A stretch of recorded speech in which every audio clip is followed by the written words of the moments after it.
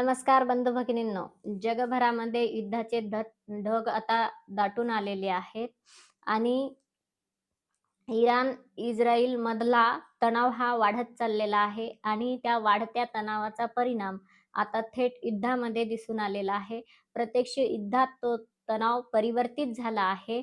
आता हा युद्धामध्ये परिवर्तित झालेला जो तणाव आहे आणि ह्या युद्धाची जी कारणं आहेत, ती काही राजकीय लष्करी कारणं आहेत का? या युद्धाची पार्श्वभूमी काय? हे आपण सविस्तर जाणून घेऊयात.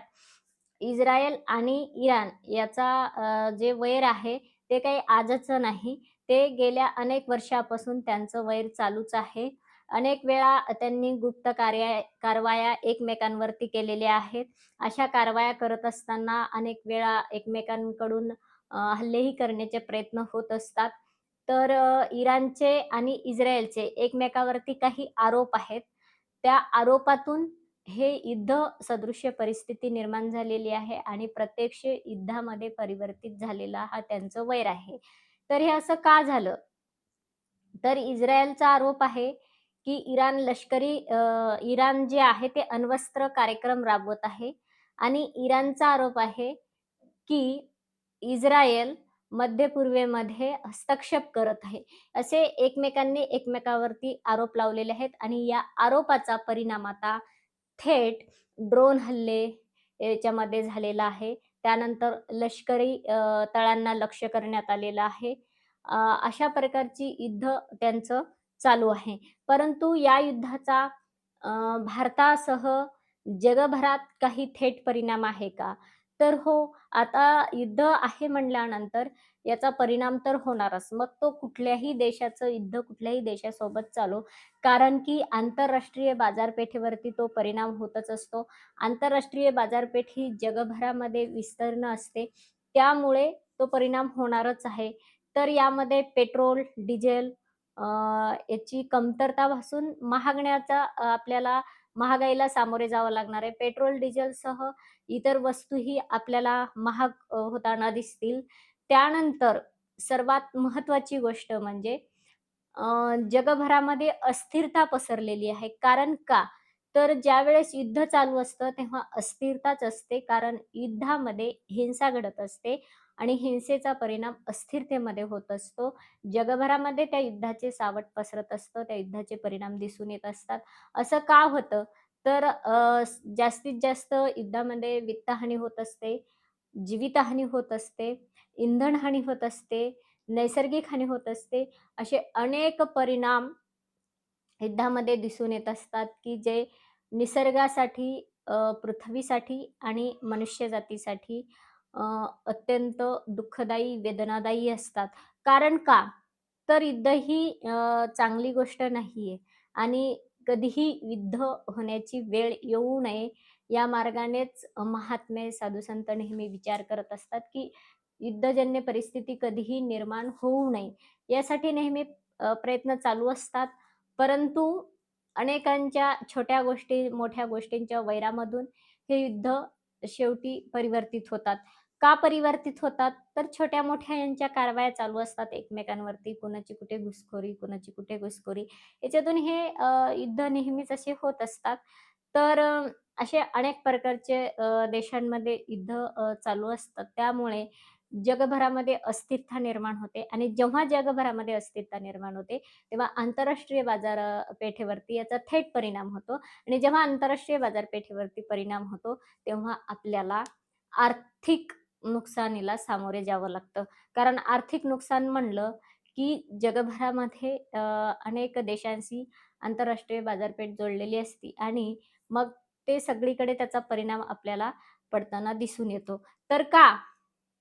कारण की आज इंधनाची किती गरज आहे जगभरामध्ये आणि इंधन ज्या मार्गाने येतं ते मार्गसुद्धा बंद करण्यात येताना दिसत आहेत आपल्याला आणि म्हणून त्यामुळे इंधनाची कमतरता भासणारच.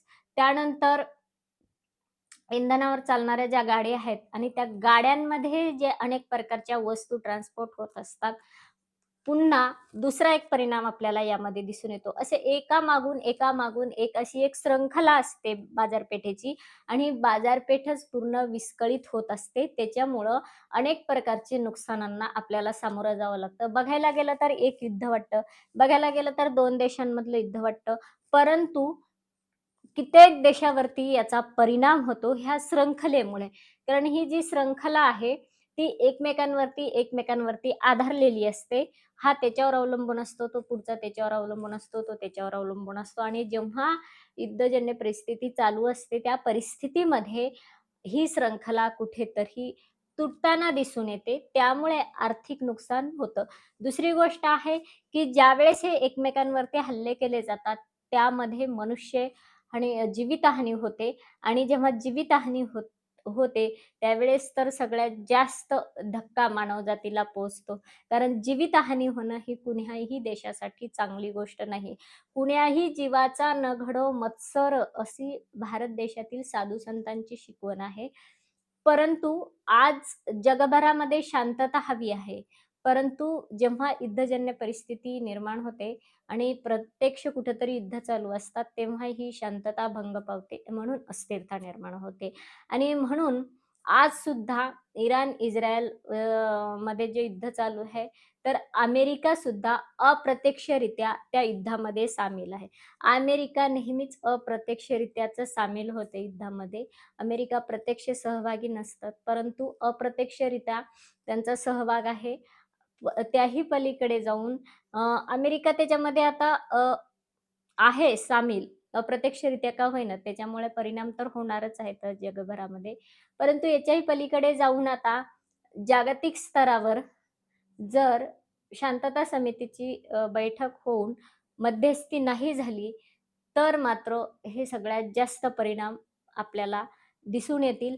कारण की मध्यस्थी होणं महत्त्वाचं आहे आणि युद्धविराम होणं पण महत्त्वाचं आहे. युद्धविराम जर नाही झाला, तर ह्या युद्धाचा भडका आणखी वाढू शकतो आणि जगभराला आणखी काही नुकसान आणि परिणामांना सामोरे जावं लागणार, हेही तितकंच खरं आहे. तर बंधू-भगिनींनो, नेहमीच युद्ध काही चांगलं नसतं आणि म्हणून देशाला शांतता हवी असते, जगाला शांतता हवी असते आणि म्हणून आपण पूर्वजांकडून ऐकत आलेलो आहोत, की विश्वाला युद्ध नको, बुद्ध हवा आहे. का बुद्ध हवा आहे? तर भगवान गौतम बुद्धांनी विश्वाला शांतीचा संदेश दिला आणि म्हणून युद्ध नको, बुद्ध हवा आहे, अशी आपल्या पूर्वजांची मागणी होती. आणि म्हणूनच कुठेतरी जगाला शांतीचा संदेशच हवा असतो आणि मग शांतीचा संदेश ही शांतता समिती हा निर्णय घेईल का? आणि युद्धजन्य परिस्थितीला तिथे कुठेतरी थांबवल का? त्याच्यात ती मध्यस्थीकरण दोन्ही देशांना युद्धविराम घ्यायला भाग पाडेल का? याकडे सगळ्यांचं लक्ष लागून राहिलेलं आहे. निश्चितच आपल्याला काय वाटतं? ह्या दोन्ही देशांमधील लवकरात लवकर युद्धविराम होईल का आणखी गंभीर समस्या उद्भवेल? नक्कीच आपली प्रतिक्रिया द्या. व्हिडिओला जास्तीत जास्त शेअर करा, लाईक करा, सबस्क्राईब करायला विसरू नका. जय हिंद.